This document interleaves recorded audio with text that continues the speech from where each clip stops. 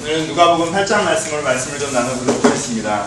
오랜만에 썼더니 되게 좋은데 한 번 했더니 또 저한테 익숙하지가 않아서 이쯤에서 설교를 하도록 하겠습니다. 귀에 잘 들리죠? 마이크가 신통하는 것 같지는 않아서요.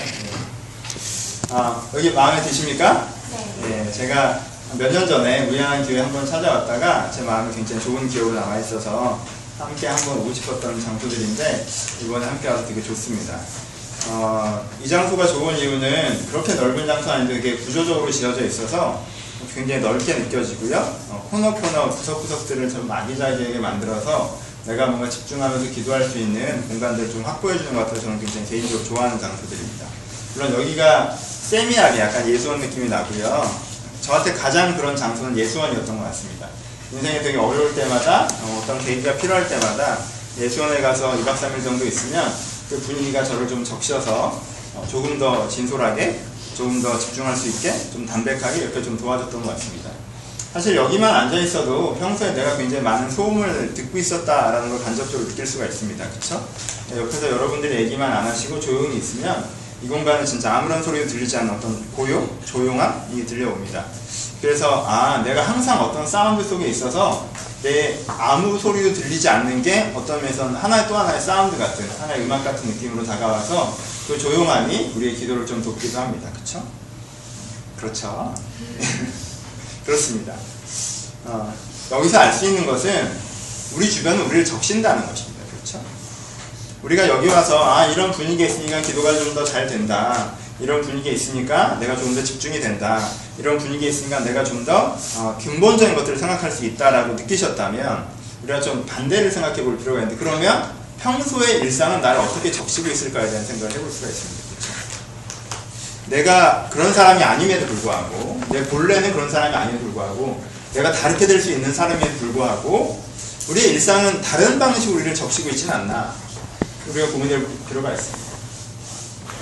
여기서 진짜 내가 원하는 그 무엇을 돕는 어떤 보조바퀴 역할로 이런 분위기가 우리를 조금 더 기도하게 한다면 우리 일상에 진짜 내가 원하는 그것을 못하게 하는 어떤 나에게 브레이크들이 있어서 나를 집중하지 못하게 하고 기도하지 못하게 하고 내 진심을 보지 못하게 하고 나를 다른 방향으로 끌고 가는 또 나를 적시는 그런 환경들이 거기 있지 않나라는 것들을 반대로 생각해 볼 수가 있습니다. 그래서 우리가 고민해야 되는 것은 주변이 나를 적시는구나 라는 그 사실 자체입니다. 우리의 삶 가운데 분명히 창문이 있어서 내 주변의 환경이 그 창문을 통해서 들어온다는 것입니다. 그래서 우리가 스스로 분별력을 가지고 창문을 열 때와 닫을 때 지금은 내가 창문을 열고 바깥에 시원한 공기를 내 안으로 가지고 와야 될 때인지 아니면 정말 방음이 잘 되는 두꺼운 창문을 닫아서 내가 주변에 들린 어떤 나를 적시고자 하는 어떤 것들을 좀 막아내야 되는 것이 우리 스스로 구별해낼 수 있는 마음의 창을 가질 필요가 있다는 것입니다. 우리가 그것을 갖지 못하면 우리 주변이 우리를 푹 적셔버려서 그쵸? 푹 적셔버려서 우리가 원래 그런 사람이 아닌 전혀 다른 류의 사람으로 만들 수도 있다는 것입니다. 여러분 보십시오. 최 24시간이 안 되는 아주 짧은 시간 반나절 정도밖에 안 되는 짧은 시간이 지났는데 그쵸? 우리가 2시에 도착해서 아직 2시가 되지 않았는데 그쵸? 그 짧은 시간 동안 우리가 조금은 이 분위기에 적셔졌다면 우리의 대부분의 시간을 보내고 있는 그 일상은 우리를 얼마나 적시겠습니까? 그리고 그 적심은 원래 내가 아닌 모습으로 나를 얼마나 많이 끌고 가겠습니까? 라는 것입니다. 그래서 환경이 나를 적신다는 걸 우리가 기억해야 됩니다. 오늘 본문에 환경이 푹 젖어버렸던 한 여자 얘기가 나옵니다. 환경이 완벽하게 젖었던 여자가 나옵니다. 이 여자에 대해서 성경에서는 죄를 지은 여자다라고 표현하고 있는데요. 장면을 보면 이렇습니다. 장면을 한 두세 번 반복해서 보겠지만 이 여자애가 어떤 여자였을지에 대한 과거를 중심으로 한번 이 장면을 봐봅시다. 예수님께서 잔치집으로 그 바리새인의 집으로 초대해서 들어가시고 식사를 하시려고 하는데 이 여자가 나와서 이 발에 향유를 붓고 눈물을 흘리면서 그쵸? 눈물을 흘리면서 향유를 붓고 머리카락으로 그 발을 닦는 장면이 나옵니다. 그쵸? 우리는 약간 착각하는데 유사본문이 나옵니다. 어떤 장면이죠? 향유를 가부고 나와서 머리에 붓는 장면이 나옵니다. 그쵸? 예수님의 머리에 붓는 장면이 나옵니다. 이 사건은 예수님의 생애 초기에 있는 사건이고 그 사건은 예수님의 생애 후기에 있는 사건입니다. 후기에 그 사건이 일어났을 때 제자들은 어디에 반응했죠? 그 사건이 일어났을 때 어디에 포커스를 맞췄습니까? 그 여자의 포커스를 맞췄습니까? 돈의 포커스를 맞췄습니까? 돈의 포커스를 맞췄죠. 저 비싼 걸 줬다가 붙다니에 대한 거였습니다. 그렇죠? 그래서 가룟 유다가 특별히 네가 그것을 팔아서 가난한 자에게 나누는지 그걸 아깝게 예수님 머리에 붓느냐, 아깝게 라고 하는 장면이 나옵니다. 근데 이게 그 향유입니다. 그렇죠? 비싼 향유예요. 그 여자가 그때 그 여자가 부었을 때 사람들은 그 비싼 거를 이라고 포커스에 맞췄어요. 근데 지금 이 여자가 이것을 붓는데 이 바리새인은 어디에 포커스를 맞추죠? 그 향유에 포커스를 맞추지 않습니다. 그게 얼마나 비싼 거든지 상관이 없습니다. 누구의 포커스를 맞춰요? 그 여자의 포커스를 맞추죠. 이가 만약 선지자였다면 저 여자가 어떤 여자인지 알았으리라 라고 얘기합니다. 그렇죠? 저 여자가 죄인이라는 것을 알았으리라 라고 얘기합니다. 그렇죠? 자기를 만지는 그 여자라고 표현되어 있습니다. 자기를 만지는 그 여자가 죄인이었음을 알았으리라. 이 여자 직업이 뭐였을까요? 상상이 되시죠? 그렇죠? 동네 사람들이 다 아는 저 여자는 죄인인 여자야 라고 이렇게 표현하는 것들, 어떤 여자에게 저 여자는 죄인인 여자야 라는 건 성격이 나쁘다는 걸 의미하지 않습니다. 그렇죠? 뭐 귀신 들렸던 경력이 있다는 걸 얘기하지 않습니다. 그런 이유로 얘기하는 게 아닙니다. 바리새인들은 그 단어를 직접 입에 담기를 싫어합니다. 그래서 예전에도 어떻게 표현하죠? 예수님 곁에는, 이 앞본문에 나오는데 예수님 곁에는 세리와 죄인들만 가득하다 라고 예수님에게 얘기합니다. 그러니까 예수님이 나중에 거의 어떻게 데리고 하시냐면 세리와 창기들이 너희보다 하늘나라에 먼저 들어갈 것이다 라고 얘기합니다. 그냥 그들이 썼던 죄인이라는 단어를 예수님은 창기라는 단어로 됐습니다. 그리고 그렇게 반응하십니다. 그렇죠? 이 여자 직업이 뭐였다는 거예요? 그 비싼 걸 쏟아붓는데도 바리새인 포커스가 어디 가 있어요? 저 여자가 몸을 만지게 하는 거는 저 예수가 분별력이 없는 거야 라고 얘기하는 거예요. 그러니까 이 여자 직업은 그쪽의 직업이었다. 여러분, 제가 이 본문을 받고 아내랑 약간 고민했는데, 내가 아내한테 오늘 설교가 조금 그렇다라고 얘기하는데 아내가 저한테 좀 혀를 끌끌 찼는데, 이 분위기 좋은 데 와서 좀 따뜻한 설교를 하지. 창기였던 여자의 창녀의 회개. 진짜 너무 왜 분위기 못 참으면 이런 얘기 좀. 하여튼 뭐 전 나름대로 고민해서 정한 고민이에요, 여러분. 하지만 고민을 해봅시다. 어떤 개인도 이 직업은 자발적으로 선택하지 않습니다. 그렇죠? 이 직업은 절대 안으로부터 나가지 않습니다. 밖으로부터 들어옵니다.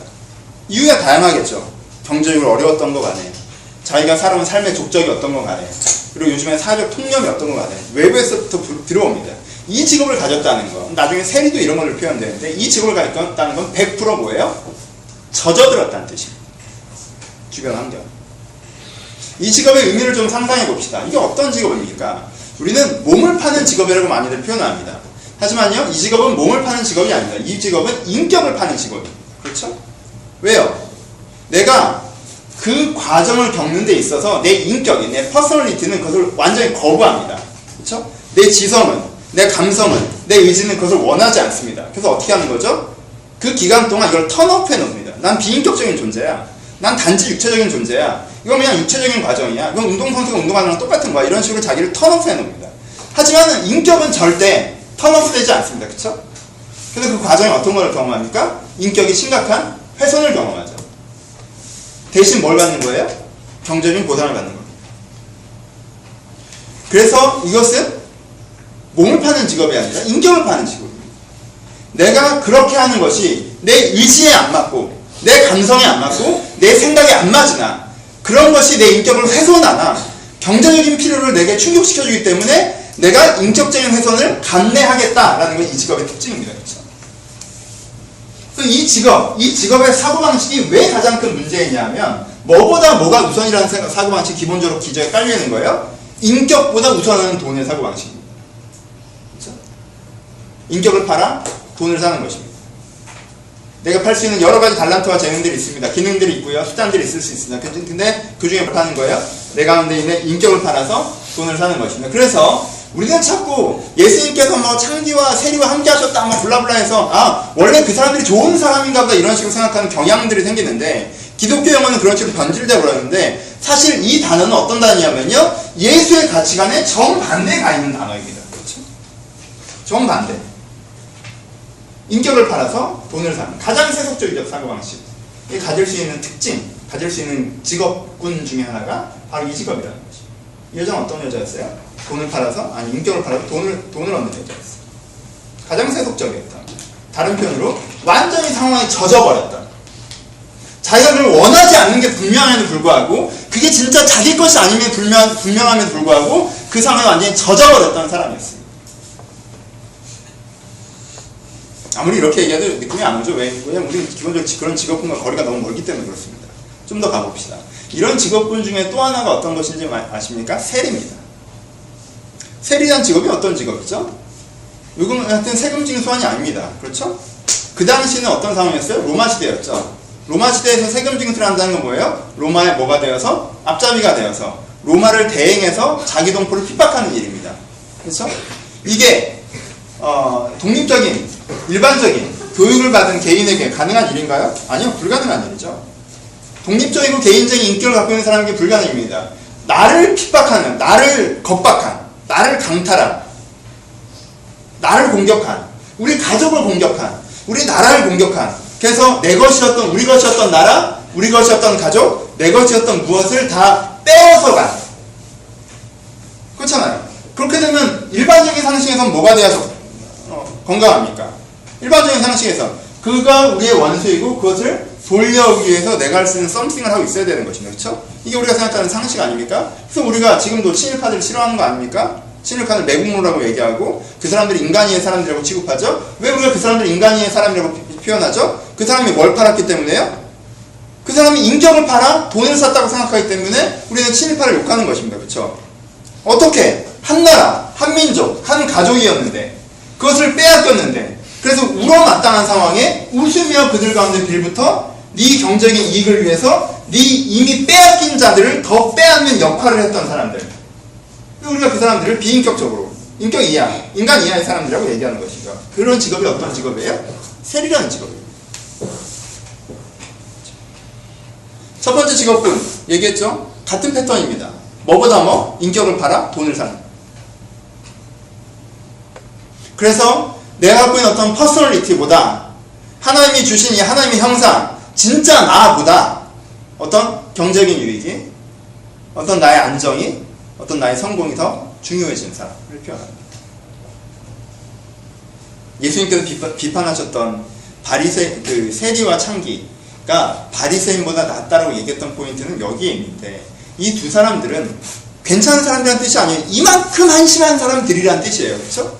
뭐예요? 인격을 팔아 돈을 사는 사람들, 한심한 사람들입니다. 세속적인 사람들이에요. 예수님과 가장 반대편에 있는 사람들입니다. 근데 왜 바리새인들은 더 욕먹느냐? 이건 좀 다른 얘기만 짚고 넘어가시죠. 바리새인들도 이런 사람들인데 예수님께서 바리새인들에게 뭐라고 표현하시죠? 너희들은 뭘 좋아하는 사람들이다? 너희는 돈을 좋아하는 사람들이라고 얘기하시죠.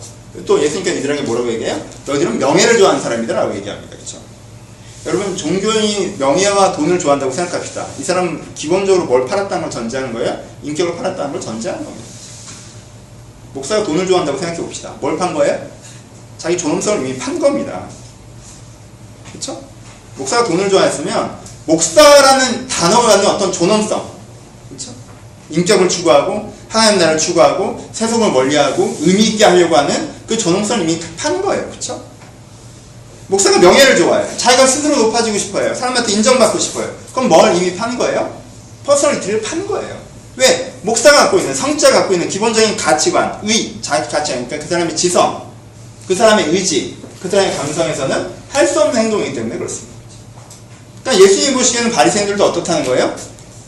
심하게는 세리가 분명히 더 심합니다. 심하게는 창기가 더 심해요. 분명히 세리와 창기는 500달란트 빚진 자처럼 정말 심각하게 뭘 팔았어요? 자기 인격을 팔았던 사람들입니다. 판 사람들이고요. 근데 왜 바리새인들이 더 문제라고 생각해요? 얘들은 500달란트의 빚을 져서 빚을 지는지 아는데 너는 50달란트 빚을 져서 걔들만큼 심각하진 않은데 어떻다는 거예요? 자기 안에도 이런 인격 매매, 인격 판매, 인격 훼손이 일어나고 있다는 걸 모르기 때문에, 인정하지 않기 때문에 개선이 되지 않는다고 얘기하는 거죠. 그런 부분만 더 심하다고 얘기하는 겁니다. 그렇죠? 문제가 있는데 문제가 있는지 모른다는 걸 바리새인이 심각하다고 얘기하는 것이지, 바리새인의 도덕성보다 세리와 창기의 도덕성이 낫다고 얘기하는 것이 아닙니다. 바리새인의 수준보다 세리와 창기의 수준이 더 낫다고 얘기하는 게 아니에요. 이 사람은 암 초기고 이 사람은 암 말기예요. 근데 말기인 사람은 오늘부터 치료받을 생각이 있어요. 그럼 왜? 치료가 가능한 병원입니다. 그럼 괜찮은 거예요. 근데 이 사람은 초기예요. 근데 치료받을 생각이 없어요. 그래도 없고요. 그래도 없고요. 그래도 없습니다. 그러면 아주 위험하다는 거예요. 예수님이 이 얘기를 하는 거예요. 바리새인은 사실 기본적으로 촉입니다. 하지만 뭐가 문제예요? 그걸 모른다는 게 문제죠. 자기는 어떻다? 저런 사람들처럼 인격을 팔아 돈을 사는 사람이 아니라고 생각하는 거예요. 자기는 다르다고 생각하는 거예요. 그게 바리새인의 문제라고 생각했습니다.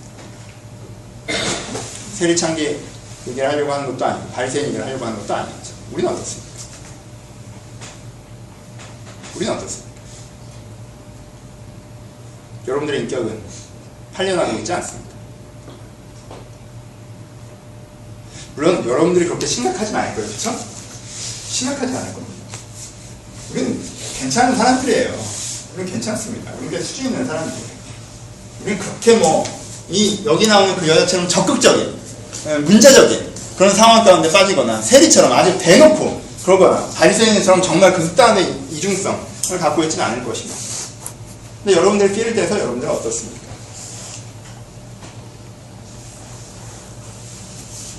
여러분들 주변에 여러분들 적셔드릴 때 네가 갖고 있는 기준보다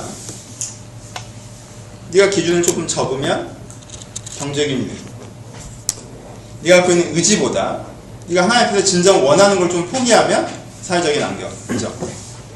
네가 갖고 있는 감정보다 내 정서로는 이것들을 거부하지만 그래도 이것이 내가 유익이 되니까. 작은 인격매매가 이루어지고 있지는 않습니다. 원래 사회는 그런 거야. 세상은 그런 거야. 그렇게 살아야 돼. 그렇게 안 하면 또 어떻게 할 건데? 그 방법밖에 없었어. 여러분, 어느 창기도 이 논리를 갖고 있습니다. 피치 못할 사정이 없는 사람이 어디 있겠습니까? 그 사람이 오죽하면 그렇게 선택했을까요? 그렇죠? 그럼 나는 단지 그 사람만큼 절박한 상황, 나는 다른 걸 팔 수 있었던 거 외에는 뭐가 다를까요? 여러분들은 세상에 젖어 들어가고 있지 않습니까? 다른 표현은 내가 조그마한 경제적인, 사회적인 유익 때문에 내 기준이나 내 진정한 의지나 내 정서를 꺾어내고 포기하고 맞춰가고 그것이 원래 철드는 것이냐, 세상이 원래 그렇냐, 그렇게 변해가고 있지는 않습니다. 제가 감히 단언하면 여러분들은 바리새인들보다도 괜찮은 수준일 겁니다. 바리새인들 생각보다 상태 안 좋았거든요. 대놓고 돈 좋아했습니다. 여러분들은 그렇게 대놓고 돈 좋아하는 사람들은 없잖아요. 뭐 있어야 좋아하죠. 그렇죠? 나중에 여러분들이 시험에 들 때는 제가 또 말씀드리겠습니다. 제가 또 시험에 들 때 여러분들 말을 해주고 우리 참 그런 기회들이 많이 있었으면 좋겠네요. 그렇죠? 서로 시험에 들지 않도록 그러니까 돈이 많아졌어도 이러면 안 된다라고 서로 얘기해주고 격려해주고 북돋아주고 우리 그 돈을 의미 있는 데 쓰는 뭐 그런 아름다운 일들이 좀 있었으면 좋겠는데 기회가 올라나 모르겠네요. 그렇죠? 난 이걸 여러분들을 경책할 마음의 준비가 돼 있는데 그리고 여러분들 준비가 돼 있잖아요. 내가 좀 돈 좀 벌어서 변할 것 같은 목사님 변하셨다고 이럴 수 있는 용기가 있잖아요. 그렇죠 여러분들은? 그렇잖아요? 좋아한 건 잘 못 자도 그렇게 눈을 부라리면서 얘기하시는데 얼마나 좋습니까? 이게 심하지 않아요. 우리는 그렇게. 근데요 생각해보세요. 여러분들의 일상을 뭔가 내 안에 인격성이라는 게 있어서 인격의 씨앗이 있어서 내가 이게 잘 자라나가세요? 하면 인격이 분명히 있었는데 사회생활을 할수록 이렇게 자꾸 훼손돼 나가세요. 그렇죠? 우리 결과로 얘기해 봅시다. 내가 진짜 어떤 인격매매 상황이 있었는지 과정의 디테일이 기억이 잘 안 날 수 있으니까 그냥 가장 간단한 걸 해보죠. 그렇죠? 간단한 방법이에요. 내가 돈을 잘 썼느냐 잘못 썼느냐는 가계부를 꼼꼼히 처리해보는 방법도 있지만요. 통장에 얼마가 남았는지를 보면 됩니다. 그렇죠? 가계부를 꼼꼼히 처리해보지 않아도요. 아, 왜 돈이 없지? 그 돈이 좀 남아있어야 되는데 돈이 없으면 내가 잘 못 쓴 거죠. 그렇죠? 그냥 결과를 보자는 거예요. 여러분들의 인격이 20살 때, 25살 때 뭐 좀 어린애들이 보이네. 갑자기 25살인데 지수가 보이네. 예. 여러분들의 인격이 여러분들의 15살 때, 17살 때 예? 여러분들의 인격이 좀 더 젊고 신앙적으로 건강하고 내가 하나님 앞에서 다듬어져 있었을 때보다 내가 잘 자라나가십니까? 아니면은 나이를 먹어 직장인이 되고 나이를 먹어 경력이 쌓이고 결혼을 하고 사회에 진출할수록 그 인격이 훼손돼 가십니까? 그렇죠? 언제 팔아먹었는지 모르겠지만요, 훼손돼 가신다면 여러분들 어떤 거예요? 여러분들 어떤 부분에서인가, 어떤 상황에서인가 뭘 팔고 있는 거예요? 여러분 인격을 팔고 있는 거예요. 턴오프 했을 수도 있죠. 아, 이건 그냥 물리적인 거야. 이런 건 육체적인 거야. 그냥 노동이야. 아, 난 인격적으로 뭘 느끼지 않아. 하지만 여러분들이 훼손돼 있었다면, 여러분 인격이라는 건 여러분들의 선택 의지가 잠깐 인격 끄고 가자 이렇게 된다고 되지 않는 것이라는 것이. 그냥 훼손돼 있다면, 변질돼 있다면, 나는 일정 부분 이 창기의 고백처럼, 이 세리의 고백처럼, 이 깨닫지 못한 바리새인의 고백처럼 뭔가 내 순전한 모습을, 내 진정한 모습을 팔아치우고 있었지는 않아. 얼마간의 유익이. 좀 다른 표현으로는 내가 방어막되는 창문 하나 제대로 갖추지 못하고 세상에 그냥 젖어버려서 내가 원래 그런 사람이냐 오해가 있지는 않았나. 고민해봐야 한다는 거지.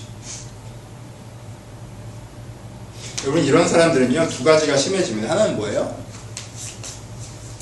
하나는 방어고 하나는 비하입니다. 창계 논리로 돌아가 봅시다. 이게 좀 보편적인 상징이 될 수 있는데, 창계 논리라는 건 이런 것이죠. 첫 번째, 창계 논리, 방어하는 첫 번째, 뭐다? 이게 셋 중에 하나예요. 첫 번째는, 난 경제적으로 엄청나게 어려웠던 상황들이 있었다는 거죠. 이럴 수밖에 없는 엄청난 경제적인 어려움이 있었다라는 근거의 논리입니다. 원인의 논리. 나도 이런 거 하지 않았는데 그럴 수밖에 없었다라고 얘기한 경우들이 많습니다. 근데 여러분, 20대 젊은 아름다운 여성이 아니면요, 다른 방법으로 그 기간을 먹고 삽니다.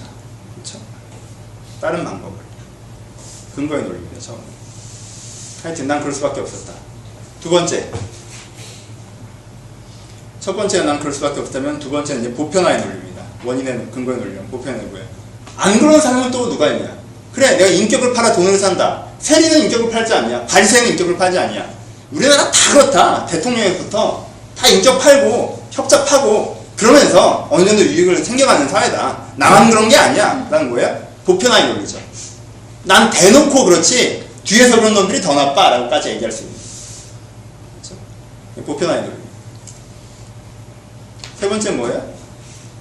아까 얘기했던 뷰의 변화죠. 우리 다른 관점으로 한번 생각해보자. 그렇게 꼭 나쁘게만 생각하지 말고 그냥 일정한 이것도 하나의 육체노동이라고 생각하면 되잖아. 뭐 그렇게 뭐 나쁘게 봐야 돼? 라고 얘기하는 새로운 관점, 뷰의 전환의 논리. 이게 뭐예요? 기본적으로 합리화라고, 정당화라고. 인격 판매를 하는 사람, 자기 인격이 훼손돼 가고 있는 사람들의 두 가지 특징 중에 하나인데, 인격이 훼손을 경험하는 사람들의 첫 번째 특징은 인격이 훼손됐다는 걸 인정하고 싶어 하지 않는다는 거예요. 자기가 인격이 훼손됐다는 걸 방어하고 싶어 합니다. 합리화하고 싶어 합니다. 정당하고 싶어 합니다. 막고 싶어 해요. 왜 그럴까요? 왜 그럴까요? 평가받는다고 생각하기 때문에 그렇습니다. 난 나름대로는 잘 해왔는데, 난 그게 최선이었는데, 물론 100점은 아니지만 그래도 60, 70점은 되는데, 거기에 대해서 누가 절대적으로 평가를 하려고 그러면 거기서 평가받는다고 생각하기 때문에 내가 그래도 이럴 수밖에 없다는 걸 설명하고 싶어 하면서 합리화하거나 정당한 패턴을 나타납니다. 방어하죠.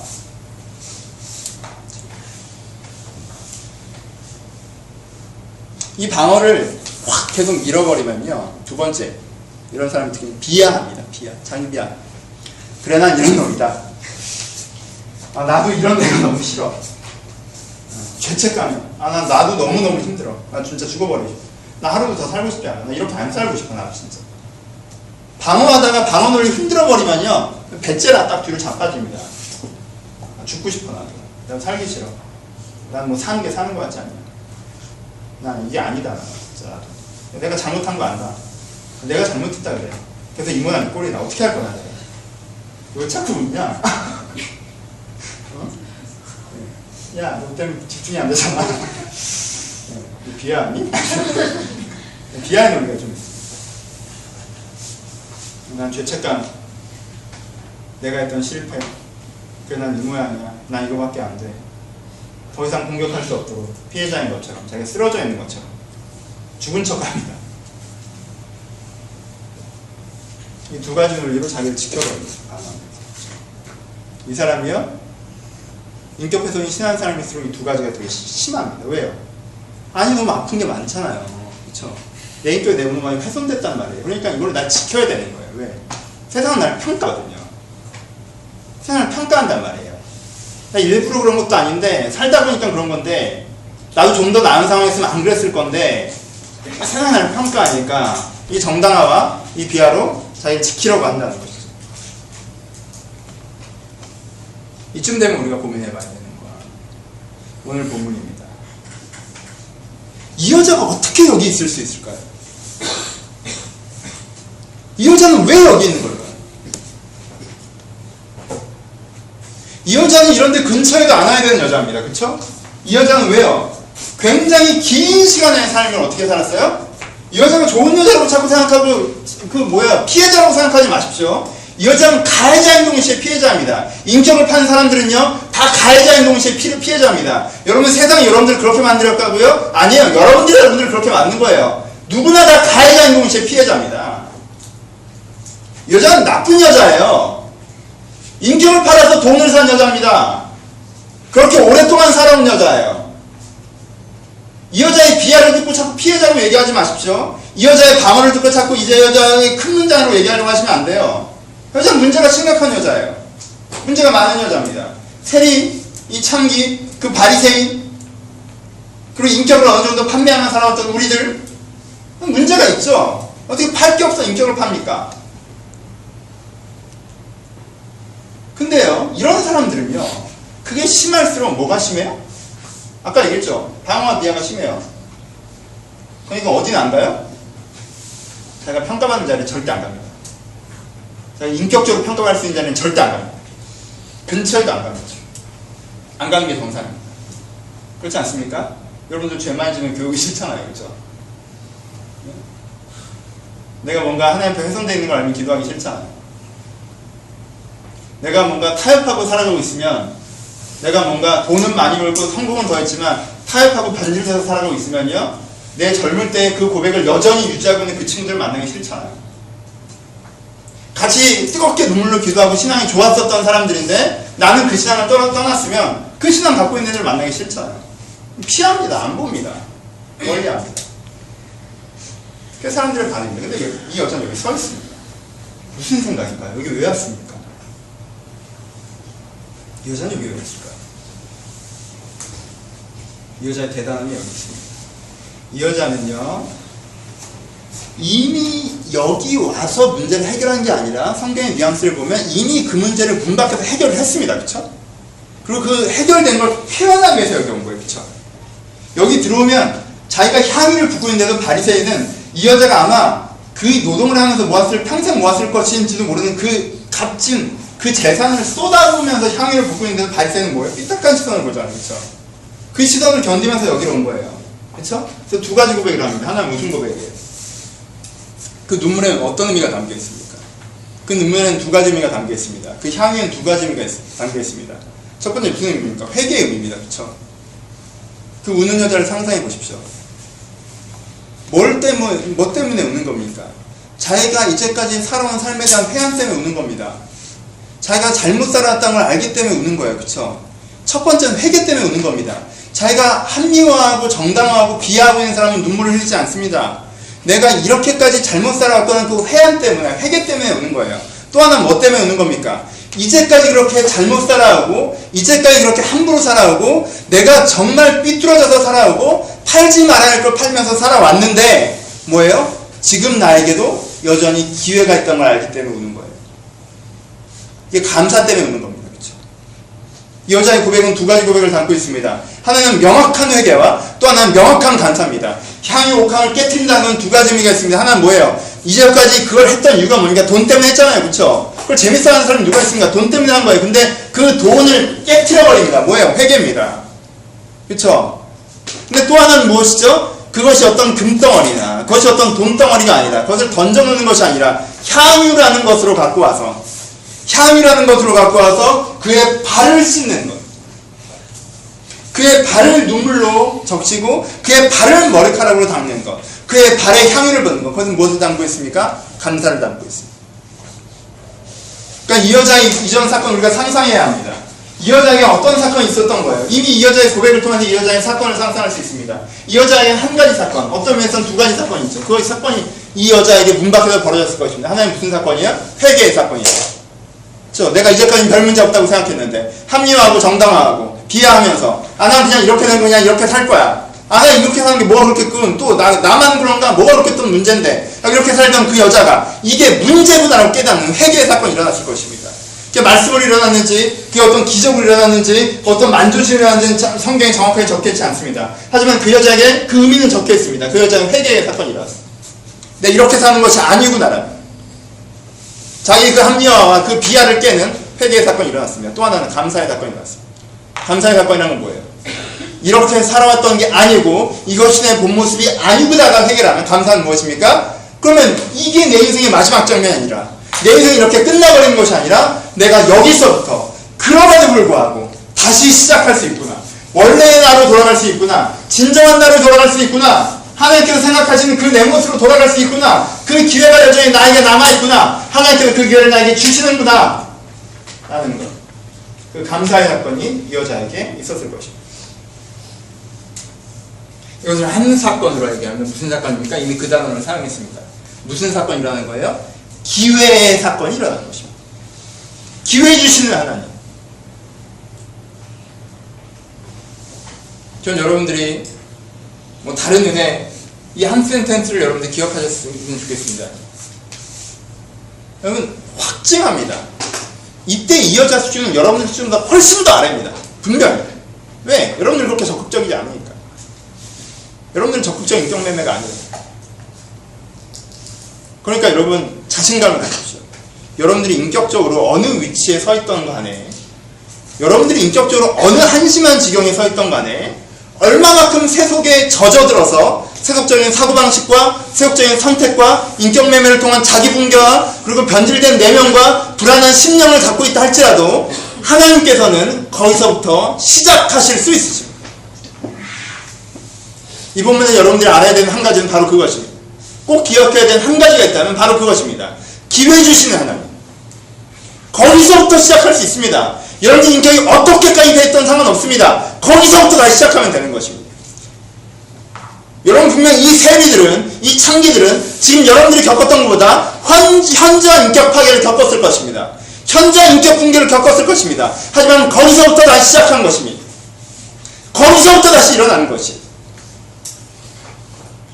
기회 주시는 유사 본문이 두 가지가 있습니다. 한 본문은 어떤 본문입니까? 가늠하다 잡혀온 여자였습니다. 가늠하다 잡혀온 여자들에게 사람들이 어떻게 하려고 했죠? 돌로 치려고 합니다. 그쵸? 그때 예수님께서 뭐라고 하십니까? 죄 없는 자가 먼저 돌로 치라라고 얘기하시죠. 그래서 사람들이 다 돌아갑니다. 그러니까 예수님께서 그 여자에게 뭐라고 얘기하십니까? 나도 너를 정죄하지 않으니 가서 다시는 죄를 짓지 마라. 여러분 우리는 이 장면에 담겨있는 따뜻한 의미를 다 느끼지 못합니다. 왜? 우리는 훨씬 더 인격적인 세상에 살고 있기 때문에 그렇습니다. 그쵸? 예수님께서 딸아 괜찮다라고 안아주던가 아이야 너도 새롭게 시작할 수 있단다라고 안아주던가 네가 잘못해왔지만 이제부터는 새로워질 수 있어라고 어깨를 보듬어 주는가 이런 맛이 없고 나도 너를 정죄치 않으니 가도 죄를 범치 말라. 뭔가 딱딱해 보여요. 여러분 근데 그 간격 보세요. 그 간격을 보셔야 돼요. 여러분은 굉장히 인격적이고 소통적이고 다정한 문화 상황 속에서 생각하기 때문에 그렇게 생각하시는데 보십시오. 그 당시 유사 본문이 이거랑 사마리아 여자 본문인데요. 사마리아 여자 본문 어때요? 유대인들은 누구랑 말도 안 섞었어요? 사마리아 여자랑 말도 안 섞었어요. 이 여자는 지금 어떤 상황이에요? 그 당시에는 남자들은요, 여자가 그냥 가면서 그냥 돌을 던졌어요. 이렇게 사람이 쳐다보고 있는데 그 여자가 날 보고 있는데 거기다 이거 돌을 던질 수 있는 게 사람이 할 수 있는 게 아니야. 웬만하면. 근데 그땐 그게 되던 시대였어요. 근데 예수는 돌을 안 던졌어요. 왜? 예수는 돌을 안 던졌어요. 정죄할 수 있는 죄가 없는 분임에도 불구하고. 그 당시 그 여자를 느꼈던 인격적 감흥이라는 건 여러분들 상상했던 것보다 훨씬 더 큰 겁니다. 이 사람이 나에게 뭘 줘요? 기회를 준다는 거예요. 유대인이 나에게 말을 걸어주고 지금 나를 돌로 칠 수 있는 사람이 나를 돌로 치지 않고 이렇게 되면 이 여자는 알았을 거예요. 이렇게 된 모든 여자가 죽었다는 걸. 근데 아니야 넌 죽지 마. 넌 살 수 있어. 살아야 돼. 그리고 이제는 다르게 살자. 그 가늠한 여자가 경험한 것도 뭐예요? 예수님께서 그렇게 살아도 된다고 얘기하지 않아요. 회개를 요구하십니다. 또 뭘 요구하세요? 감사를 요구하시죠. 사마리아 여자에게도 마찬가지죠. 물을 달라 말을 거시고 그 여자에게 네가 이제까지 6 남편이 있었으나 그래 다 네 남편이 아니다. 네가 이제까지 붙잡으려고 했던 이제까지 해결하려고 했던 방법이 잘못된 방법이다. 해결을 요구하시죠. 변화를 요구하시죠. 도전하시죠. 그런 다음에 진짜 예배, 신령과 진정으로 드리는 예배, 내가 그 예배를 드릴 수 있는 메시아라고 말해 그 사람에게 가르치시고 그 사마리아 여자에게 가르치시고 그 사마리아 여자가 어떻게 되죠? 변화되죠. 회개와 감사, 기회 주신다. 이 여자는요, 이 문 밖에서 성경에 정확하게 남아있지 않지만 이 문 밖에서 예수님과의 어떤 인격적인 만남을 통하여서 예수님이 그 여자의 죄를 용서하셨는지는 잘 모르겠습니다. 예수님께 그 여자에게 설교를 해주셨는지는 잘 모르겠습니다. 그 여자에게 기적을 보여주셨는지는 잘 모르겠어요. 어떤 방법인지 모르겠지만 그 여자와의 인격적인 만남을 통하여서 그 여자에게 그 자기 방어, 그 정당화와 그 비하의 자기 방어 속에서 난 이렇게 사는 사람이라고 생각해왔던 그 여자에게 예수님께서는 어떻게 하신 거예요? 그 회개의 기회를, 그 감사의 기회를, 그 다시 시작할 수 있는 그 기회를 허락하신 거예요. 그리고 그 인격적인 만남을 통해서 그 여자가 변화됐다는 것. 그것이 이 여자가 여기 서 있을 수 있는 이유라는 것입니다. 여러분들에게도 이것이 필요합니다. 여러분들의 내적 반응은 어때요? 요즘에 여러분들의 내적 논리는 어떻습니까? 여러분들의 생각 여러분들이 알죠? 속지 마세요. 속지 마시고 여러분들의 생각을 여러분들이 들여다보세요. 여러분들의 내면에 자주 이렇게 울컥울컥 나는 논리가 뭡니까? 합리화예요. 유려한 논리, 맞는 말일 수도 있겠죠. 근데요, 출발은 여러분들이 알아요. 그쵸? 얼마나 똑똑한 사람이 얼마나 멍청한 사람이냐에 따라서 합리화의 틀이 다르지만요. 그쵸? 제가 아내랑 말싸움하면 거의 이겨요. 그렇잖아요. 나랑 말싸움해서 이길 사람이 몇 명 있겠어. 그쵸? 근데 아내는요, 제 논리에 속지 않습니다. 제 중심을 봐요. 저게 분명히 지승질러서 그런 건데, 딱 봅니다. 그죠? 제가 그저께인가 짜증냈어요. 너 그걸 왜 그런 식으로 처리했어? 오케이, 그런 식으로 처리하면 돼? 이렇게 했습니다. 아내는 이렇게 뭐라고 하시면 한 가지 생각만 합니다. 무슨 생각해요? 수련아는 예민하구나. 딱 알아요, 그냥. 안 속아요. 8년 살면요, 안 속습니다. 내가 이 사람의 그 업무 처리의 문제점이 무엇인지 얼마나 논리적으로 브리핑을 해도요, 끄떡당합니다. 너 그냥 예민해서 그런 거잖아. 제가 알아요, 몰라요? 옛날에는요, 그걸 몰랐어요. 몰랐다는 게 뭐예요? 속았어요, 나한테. 나한테 속았어요. 나 그거 아닌데. 얘는. 야, 진짜 말 안 통하네. 무대뽀리 이길 사람은 세상에 아무도 없어. 이러면서. 논리는 논리로 나와야죠. 그런데 이 직관이죠. 그럼 여러분은 자신에게 직관을 보이십시오. 그 얘기 왜 하고 있는 거예요? 여러분들 내부적으로 흘러나온 그 얘기들. 이건 이래서 이 정도 하는 거고, 이건 저래서 저 정도 하는 거고, 내가 이 직업을 왜 하려고 하냐면 하나님께도 좋고 나한테도 좋고 막 블라블라블라 막 하고, 내가 여기서 이 사람한테 왜 그러냐면, 내가 지금 왜 이런 생각을 하냐면, 사실 이 문제에 대해서, 사실 저 문제에 대해서 하나님 이렇잖아요. 이건 저렇지 않아. 이건 이렇지 않나? 여러분이 쓰고 있는 논리, 그게 뭡니까? 어떤 논리입니까? 여러분 속지 마십시오. 여러분 속지 마세요. 속지 마세요. 그때가 제일 초라한 거예요. 내 아내도 안 통는 논리에 나 혼자 속았을 때. 여러분들 주변에 아무도 속지 않아요. 하나님도 안 속아요. 근데 나 혼자 속는 거. 이게 벌거벗은 임금님이에요. 옷을 입고 있다고 생각하시죠? 정당했다고 생각하시죠? 합리화했다고 생각하시죠? 여러분들의 그 아픔과 슬픔과 그 어두운 부분을 다 가려줬다고 생각하시죠? 그게 벌거벗은 임금님이에요. 왜? 그 옷은 네 눈에만 보여. 남의 눈에는 안 보인다. 하나님 눈에는 특별히 안 보이죠. 하나님 눈에는 뭐가 보여요? 여러분의 그 중심이 보입니다. 하나님은 속지 않으십니다. 하나님은 신령과 패부를 감찰하십니다.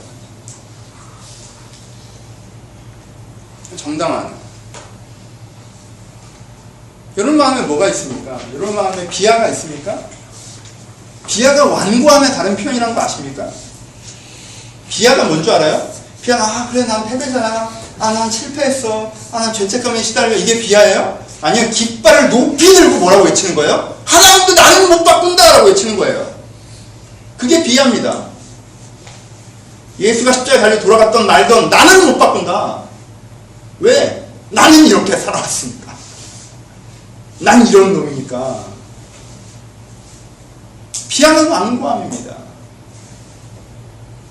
비하하시고 그것 때문에 내가 피해자라고 생각하고 우리나라 사람은 참 재밌어요. 피해자면 선인이라고 생각합니다. 여러분 악한 놈도 피해봅니다.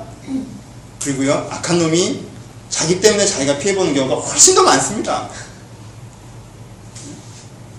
정말 선량하게 자기 기준만 오롯이 지키다가 사는 사람이 피해보는 일이 많습니까? 아니면은 별로 잘 모르는 애가 그거 돈 된다고 해서 어설프게 나섰다가 바보 되는 경우가 더 많습니까? 두 번째가 훨씬 더 많습니다. 안 그래요? 정말 내가 이 한 길만 하나님 앞에서 순전하게 살아갔던 사람이 피해보는 경우는 있습니다. 하지만요 여러분 피해자가 그 선인이라는 생각을 버리십시오. 여러분은 자꾸 어떻게 생각해요? 비하합니다. 그러니까 난 피해자죠. 그러니까 난 그 선인이에요. 누가 악인이에요? 하나님이 악인이에요. 왜? 그럴 수밖에 없잖아. 난 선인인데 하나님이랑 내 의견이 달라. 그럼 누가 악이냐? 하나님이 악이죠. 그리고 하나님을 용서하려고 노력한다고 얘기하고 어떻게 해야 되고 어디서부터 벗어나야 돼요? 비하부터 벗어나야 돼요. 비하부터. 바뀔 수 있습니다. 바뀔 수 있어요. 그 완고함의 깃발을 꺾으십시오. 하나님은 나도 못 바꾼다 그렇게 당당히 외치지 마십시오. 내 안에 갖고 있는 것이 완고함이라면, 비하라면, 내 안에 갖고 있는 것이 정당하라면 우리가 이 텐트에서 이 정말 비바람을 막아줄 수 없는 내 눈에만 집 같아 보이는 이 완고함과 이 완고한 비하와 이 정당한 텐트에서 걸어 나와서 예수님을 다시 인격적으로 만나고자 하는 시도들이 필요하다는 것입니다. 그래서 예수님께 찾아나온 그 세리들이 그렇게 믿음이 있다고 얘기하는 거고 예수님께 찾아오는 그 창기들이 그렇게 믿음이 있다는 얘기를 듣는 거고 예수님 앞에 찾아오는 그 사람들, 삭개오 이런 사람들이 그렇게 믿음이 있다는 얘기를 듣는 거예요. 왜요? 그 비하와 그 합리화의 텐트에서 나와서 그래 예수님에게 뭐가 있는지 한번 가보기라도 하자라고 하는 게 정말 어려운 것이기 때문에 그렇습니다. 왜 우리는 그 텐트에서 아예 나오려고 안 하니까. 그렇죠? 그럼 거치십시오. 그럼 나오세요. 나와서 다 해결하는 게 아니에요. 비하를 해결하고 합리화를 해결해서 다 해결하는 게 아니라 일단 머리에서 한번 쓱 나와봐서 예수님께 뭐가 있는가 하여 나와봐서 예수님을 인격적으로 만나시면 그 인격성 속에서 여러분들 죄를 사하시는 은혜와 여러분들께 다시 기회 주시는 그 은혜를 우리가 경험할 수 있어야 한다는 것입니다. 그렇죠? 여러분들 가운데 여기에 있다면 일단 나오십시오. 그 다음에 두 번째 인격적으로 예수님을 다시 한번 만나셔야 됩니다. 깊이 만나셔야 돼요. 깊이 만나셔야 돼요. 사람은요 10번 만나고 20번 만나고 30번 만나는 것입니다. 그렇죠? 10번 만나고 20번 만나고 30번 만나는 거예요. 아마 저를 굉장히 제일 오래 알았던 친구들 왕성교회 때부터 알았던 친구들이겠죠. 아마 여기서는 경주가 제일 오래 알았던 것 같아요. 그렇죠? 그런 것 같아요. 경주를 제일 오래 알았죠. 이한이가 1살 때부터 알았습니다. 근데요 쟤는 제일 여러 번 만났습니다. 이건 전 최근에 한 번 더 만난 것 같습니다. 한 사람을 만나도요 여러 번 만납니다. 그렇죠? 전 민혜도 안지 오래됐는데 저는 진짜 최근에 만났습니다. 제가 알던 애랑 조금 다르네요. 아주 성숙해. 결혼하니까 아주머니가 되시니까 여전히 역시 여러 번 만납니다. 그렇죠? 우리는 서로가 서로 여러 번 만나는 걸 경험하고 그렇죠? 우리는 서로가 서로 여러 번 만나요. 한 번 만나지 않습니다. 하나님을 여러 번 만나십시오. 깊이 만나십시오. 여러분들이 그 인격적인 만남과 회개와 감사의 경험들이 있으실 거예요. 기독교에서 맨날 얘기하는 거 아닙니까? 출연할 때마다 얘기하는 것이고요. 하지만 전 다시 한번 이 얘기를 하고 싶습니다. 하나님을 깊이 만남을 통해서 다시 만남을 통해서 새로운 만남을 통해서 내가 하나님의 마음으로 내 자신을 보아하니 내가 진짜 잘못 살아왔고 하나님의 마음으로 내 자신을 보니 하나님이 나를 보고 계신 그 시선 때문에 내가 다시 한번 해나갈 수 있는 용기가 생겨요. 왜? 하나님께서 하실 의도가 있으시니까. 이것이 우리 안에 있을 때, 이 회개와 감사가 우리 안에 있을 때, 이 기회 주신 하나님을 인격적으로 만나면 우리 안에 있을 때, 거기서부터 새롭게 시작해 나갈 수 있는 거죠. 그래서 한번 인생의 결정적인 사건으로 우리 가운데 있어야 되는 것이 아니라 매일, 자주, 매 순간순간마다 우리 안에 일어나야 되는 일들이라는 것입니다. 여러분 이 시간에 오늘 꽤 굉장히 좋아하셨다고 하여도 그 좋아짐 속에서 우리의 사소한 실수 앞에 합리화로 반응하기 시작하신다면, 비하로 반응하기 시작하는데 우리는 어디로 갈까요? 하지만 우리가 아직 신앙이 굉장히 연약한 가운데 일지할지라도 우리가 인생의 위기와 실수들 앞에서 합리화하지 않고 회개하고 내가 하나님의 기회 주심을 인정할 수 있다. 기회하지 않고 하나님의 기회를 주심을 인정할 수 있다면 어디까지? 얼마나 높게 하나님과 함께 갈 수 있겠습니까? 그 걸음걸이에 대한 기대감들이 필요하다는 거죠. 아까 수경이랑 밥 먹으면서도 아합 얘기를 했는데 수경이랑 저는 굉장히 시니컬한, 말이 되게 잘 통해요. 둘이 다 시니컬해가지고 근데 자애적인 대화를 많이 합니다. 수경이는 최근에 자기가 아합 같다고. 그래서 저는 아마차 수준은 되는 것 같아요. 우리가 또 요즘에 열왕기랑 역대기를 하도 해서 정말 아름다운 공동체 하면 이렇게 겸손한 공동체가 없어요. 다윗 같다는 사람이 한 명도 없습니다. 다 전 아합이에요. 응? 지난주에도 그렇게 내가 히스기야 위대한 왕에 대해서, 요시야 위대한 왕에 대해서 가장 길게 얘기했는데 결국 애들이 기억하는 건 아마샤. 야, 걔가 나랑 똑같구나 라고 얘기하는 거예요. 우리 이렇습니다. 약간 자의적인 얘기들을 합니다. 아, 우리는 아마샤 수준인 것 같다. 저도 요즘에 난 딱 아마샤인 것 같다 이런 얘기들 몇 번 했습니다. 난 아합인 것 같다. 얘보다 내가 좀 나은 거죠. 그렇죠? 누가 봐도 그렇지 않겠죠? 아합이 무서워 보이세요? 여러분 그 밑에 문하세 이렇게 수준 낮은 애들 많이 있습니다. 여러분 함부로 웃지 마세요. 여러분 내 문하세 보여요 지금? 네? 문하세 많이 있어요. 근데 우리가 그렇게 자의적으로 얘기할 수 있는 건 뭐예요? 사실 뭐예요? 회개이기 때문에 그래야 하는 거죠. 그렇죠? 이게 회개해야 되는 거죠. 그렇죠? 이게 평가가 아니에요. 이게 회개예요. 그리고 또 뭘 하는 거예요? 기회 주심, 감사를 내 안에 가질 수 있어야 되는 거죠. 지금은 아합이나 내가 어디까지 갈지, 지금은 아마샤나 내가 다윗까지 가겠다, 아니 초기 솔로몬까지 가겠다, 위대하게 가겠다 고백하는 것이 우리가 있어야 됩니다. 결론으로 갑시다. 여러분 이 여자 이름을 아십니까? 창녀로 보이시네. 머리카락으로 예수님의 발을 닦고 향유를 부으며 눈물을 쏟았다. 이 여자의 이름을 아십니까? 이 본문에 이 여자의 이름이 안 나옵니다. 근데 요한복음에 이 여자의 이름이 나옵니다. 이 여자의 이름이 마리아입니다. 이 여자의 이름이 마리아입니다. 이 여자가요, 성경에 나오는 많은 마리아 중에 베다니의 마리아입니다. 요한복음에 저는 마리아라, 그는 전에 향유를 예수님의 발에 붓고 머리카락으로 그 발을 닦았던 자라 라고 기록되어 있습니다. 베다니의 마리아가 누구죠? 마르다 마리아 할 때 그 마리아입니다. 어떤 마리아예요? 마르다는 열심히 일하고 있는데 마리아는 어떻게 했습니까? 예수님의 발치에 앉아 예수님의 말씀을 듣고 있었습니다. 그렇죠? 그 마리아입니다. 누가 봤을 때 설교 정말 매번 정말 교회에서 자주 설교되는 거 아닙니까? 얼마나 많이 설교되는 본문입니까? 그렇게 일만 하고 교회 다니지 말고 마리아처럼 말씀을 들어라, 은혜를 사모해라. 그 마리아입니다. 이 마리아가 또 무엇을 경험했습니까? 이 마리아가 자기 오빠가 부활하는 것을 경험하죠. 마르다는 나가서 자꾸 뭐라고 하죠? 마르다 나가서 뭐 죽는 날 예수님께서 재림하신 날 다시 사신 줄 압니다. 막 자기가 아는 교리, 신학, 자기 한계성 속에 예수님을 생각하고 그래요. 근데 마리아는 어떻게 하면 그냥 웁니다. 왜요? 뭘 경험했어요? 기회 주심을 경험했잖아요. 내가 어떻게 될지 모르겠지만 울어요 그냥. 그러니까 예수님께서 어떻게 하시면 그 눈물을 닦으시고 어떻게 해요? 오라버니 3일 만에 나사로에 나오라고 나오게 하죠. 자기 오라비가 3일 만에 다시 살아나는 기적을 봤던 마리아입니다. 그렇죠? 오늘은 내가 이 설교 이제 좀 편안하게 하네요. 원래 이런 기적을 얘기할 때 주어가 있으면 주어는 기적을 싫어하거든요. 그래서 다른 답이 있는데 이게 3일 만에 살아났다고 하면 저건 못 믿겠다고. 내가 오늘은 막 이분이 내가 보통 설교하다가 3일 만에 다시 살아났습니다 주어가 보이면 이제 또 힘들겠구나 이런 생각을 하는 거예요. 그 마리아예요. 3일 만에 다시 살아난 오빠를 보면. 마리아가 세 번째 마리아. 어떤 마리아예요?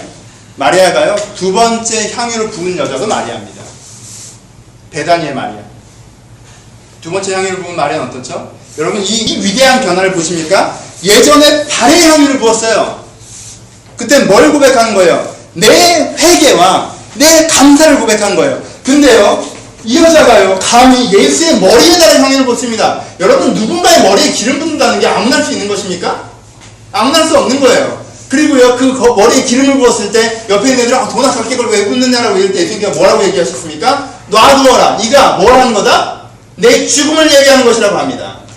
지금 제자들 중에 누가 예수님의 죽음을 예견했습니까? 제자들 중에 누가 예수님의 죽음을 상상했습니까? 누구도 누구나 부인하고 싶어하고 누구나 인정하고 싶어 하지 않고 누구나 외면했던, 근데 이 마리아는 선지적 위치가 되어서 그 죽음을 예비합니다. 예전의 향유칼이 아니에요. 예전의 회개의 깨트림, 예전의 감사의 깨트림이 아닙니다. 지금은 사역으로서 그리스도의 죽음을 준비하는 자로, 마치 아브라함 앞에 멜기세덱처럼 예수님의 죽음을 예비하는 기름을 그의 머리에서부터 흘러내리게 붓습니다. 마리아가 어디까지 가는지 보이십니까? 여러분, 우리는요 자꾸 앞부분에, 성경이 분명히 요한복음에 그렇게 적혀있음에도 불구하고 앞부분의 마리아와 뒷부분의 마리아를 연결하고 싶어하지 않아 합니다. 앞부분의 여자는 익명의 누군가를 처리합니다. 익명의 죄인이었던 여자, 그리고 뒷부분의 여자를 마리아라고 명확하게 합니다. 어떻게, 그럼 무슨 문제가 생깁니까? 얘는 원래 나쁜 애였는데 겨우 구원받아서 그 지옥은 안 가고 살았던 애가 되는 거고, 얘는 또 다른 애는 원래부터 신앙생활 잘했던 원래 잘난 마리아가 갑자기 등장하는 거예요. 말씀도 열심히 듣고 신앙도 좋고 믿음도 좋고 이랬던 마리아. 하지만요, 이 기적을 보십시오. 진짜 기적은 이 두 사람이 분리될 때가 아니라 이 두 사람이 합쳐질 때입니다. 이 여자가 바로 그 마리아였다는 것. 발의 향유를 부었던 그 개인적인 고백에서 머리의 향유를 부는 사역적인 고백까지, 그런 놀라운 성장을 이루어내는 그 마리아. 그 여자가 어디서부터 출발해서 거기까지 갔는가를 보여주는 것. 여러분들 비유를 가지십시오. 우리의 출발점이 마리아보다 뒤입니까? 여러분 그렇게 세속적으로 되셨나요? 아닙니다. 여러분 지나친 겸손입니다. 겸손도 아닙니다. 그건 비하입니다. 여러분들은 100% 초기 마리아보다 낫습니다. 여러분은 그보다 더 세속적이며 그보다 덜 물드셨고 그보다 더 인격적인 훼손을 경험하셨습니다. 여러분은 그보다 나은 스타트에 서 있습니다. 그보다 더 멀리 갈 수 있는 위치입니다. 내가 여기서 회개할 수 있다면, 내가 더 감사할 수 있다면, 그래서 내가 내 본향, 내 집으로 돌아가 하나님의 일에 함께하고 하나님의 일에 동참하며 그곳에 설 수 있다면, 하나님께서는 이 마리아를, 개인적인 회개와 감사의 고백에 섰던 이 발의 향유를 붓던 마리아를 말씀의 마리아, 기적의 마리아로 훈련시키셔서 마침내는 그의 머리에 기름 붓게 하는 사역의 마리아로 만들어 가신다는 것입니다. 이 위대한 가방, 이 위대한 은혜 기대하십시오. 여러분들 어디까지 갈 수 있는지. 시니컬해지지 마십시오. 쳇바퀴를 그린다고 생각하지 마십시오. 나아지지 않는다고 생각하지 마십시오. 여러분 왜 안 나아졌습니까? 왜 안 나아졌죠? 돌짝밭이니까 안 나아졌죠. 왜 안 나아졌죠? 가시덤불이니까 안 나아졌죠. 제대로나 해보고 그러십니까? 한다고 하는데 안 나아진다고 그런 거 아닙니까? 제대로 하면 나아집니다. 제대로 해서 안 나아지면 이게 무슨 신앙입니까? 이게 진리라는 것이고, 이게 구원이라는 것이고, 이것이 너를 새 사람으로 만든다는 것이고, 이 많은, 이 엄청난 단어를 우리가 어떻게 감당하려고요? 나아집니다. 변화될 수 있습니다. 제대로 시작한다. 여러분이 진짜 회개할 수 있다. 진짜 감사할 수 있다. 진짜 예수 그리스도가 나의 죄를 사하셔서 내가 회개할 수 있고 나에게 새 생명 주시는 기회 있으심을, 다른 표현으로 예수가 나를 구원하셨다는 것을 여러분들이 진정 믿기만 한다면, 그걸 믿을 수 있다면,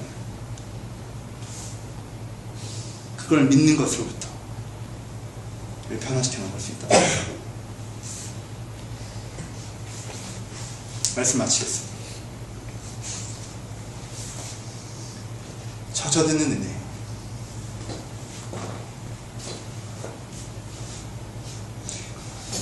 우리는 이 단어와는 멀게 젖어드는 삶에서 살아갑니다. 삶이 여러분들은 적십니다. 얼마나 많은 삶이 여러분들을 적시고 있습니까? 여러분들의 그 분주한 일상, 그것이 더 무섭지 않습니까? 정말 더 무서운 것 같아요. 살아볼수록. 차라리 악한 건 싸우겠는데 이 분주함은 어떻게 해야 될지, 이 분주함으로 인한 망각. 그래서 위대했던 신앙인들도 그 분주한 1, 2년 속에서 정말 초라하게 변해버려 있는, 늘 반복적으로 목도해야 되는 이 한국사의 위대한 도전, 사단의 교묘한 꿈입니다.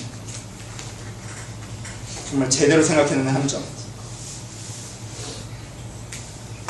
뜨거운 불을 그저 방치의 음으로 말미암아 그저 서서히 사그라들게 만듭니다. 우리는 사실 젖어드는 일상에 살고 있습니다. 하지만 여러분, 젖어드는 은혜의 삶이라고 얘기하는 것은 우리가 이런 곳에서 사는 것을 얘기하지 않습니다. 그렇죠? 저기 사모님과 목사님 두 분 여기서 사시는데 저 위쪽 집 멀리서 봐도 완전 부러운데 우리 집 10개만 하던데. 물론 저렇게 전문적으로 하시는 몇 분이 계시죠. 우리나라에 몇 분 계십니다. 몇 분. 이런 데서 살면서 영성을 돌볼 수 있는, 영성을 돌봐야 하는 분. 그래서 여러분들 훨씬 더 깊은 영성까지 가서 그것들 뭔가 샘플링해야 되는 분들도 있겠죠. 그래서 젖어드는 은혜라고 하는 것은 우리의 서라운딩을 바꾸는 것은 아닙니다. 젖어드는 삶을 밖에서 온다면, 젖어드는 삶을 바꾸는 은혜라는 것은 무엇입니까? 이 밖에서 오는 것이 아니에요. 이 젖어드는 삶을 오히려 오버플로잉, 넘쳐나게 해서 맞게 하는 것은, 이게 흘러들어오지 않게 오버플로잉해서 맞게 하는 것은 젖어드는 은혜는 내부에서부터, 여러분 안에서부터 밖으로 흘러나가는 것입니다. 무엇이 들어온다 할지라도, 내 실수와 실패, 어떤 것들이 들어온다 할지라도 다시 회개하며, 내가 비하나 방어의 숲속에 들어가지 않기를 결단이 아프지만 다시 회개하며 다시 감사하고자, 기회가 있음을 인정하고자, 그 회개와 감사를 통해서 하나님께 나에게 찾아오는 오버플로잉을 통해서, 넘쳐나는 것들을 통해서 내가 밖에서부터 젖어드는 것이 아니라 내 안이 이미 하나님으로 적셔 있을 때 그것이 나의 밖으로부터의 적심을 막는 창문이 될 수 있다는 것입니다. 여러분들은 한 소녀가 창녀가 됐다가 성녀가 되는 이야기를 들으셨습니다. 인생 이런 구고 우리도 갖고 있습니다. 여러분도 순수한 아이에서 태어나셔서 창녀적 삶, 인격을 팔아 돈을 사는 어떠한 삶의 굴곡 속에 일정 부분 들어가셨을지도 모르겠습니다. 하지만 여러분, 이런 것이 인생에 있습니다. 있을 수 있습니다. 하지만 이 이야기에 격려받으시기 바랍니다. 창녀에서부터 성녀까지 갔던 그 마리아처럼, 여러분이 지금 어떤 세속적인 사람이라 할지라도 여러분들이 성도까지 가는, 사실 원이라고, 한 사람이라면 성자라고 부르겠죠. 근데 우리들이기 때문에 무리라는 표현으로 성도까지 가요. 그런 일들이 일어날 수가 있습니다.